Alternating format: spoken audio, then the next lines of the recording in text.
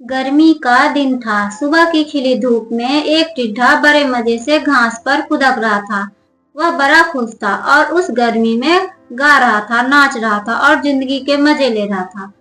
एक और जहाँ टिड्ढा अपनी मस्ती में लगा हुआ था, वही दूसरी ओर एक चींटी अनाज के दाने को पीठ पर ढोकर अपने बिल में ले जा रही थी।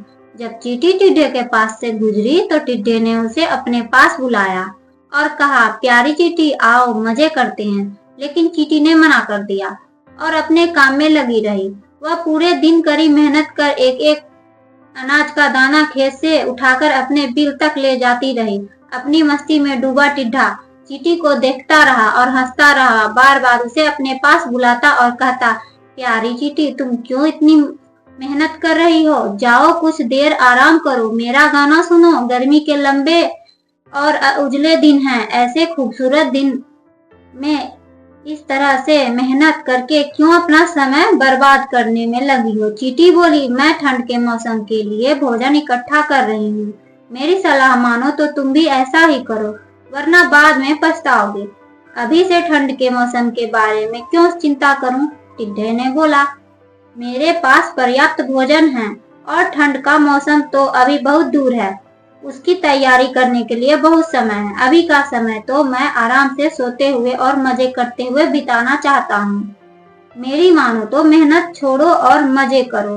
टिड्ढे को बात पर ध्यान न देकर चींटी अपने काम में लगी रही। पूरी गर्मी मेहनत कर उसने अपने बिल में ढेर सारा अनाज इकट्ठा कर लिया, जो ठंड के दिनों में उसे काम आने वाला था। इधर टिड्ढा ठंड के मौसम की तैयारी के स्थान पर पूरे दिन नाचता गाता रहा। अपनी मस्ती में उसे होश ही नहीं रहा कि गर्मी के दिन बहुत लंबे समय तक नहीं रहने वाला। जल्द ही ठंड के दिन और फिर बरसात के दिन आ ही जाएंगे, जो उस जैसे जीवों के लिए मुश्किल भरे होंगे।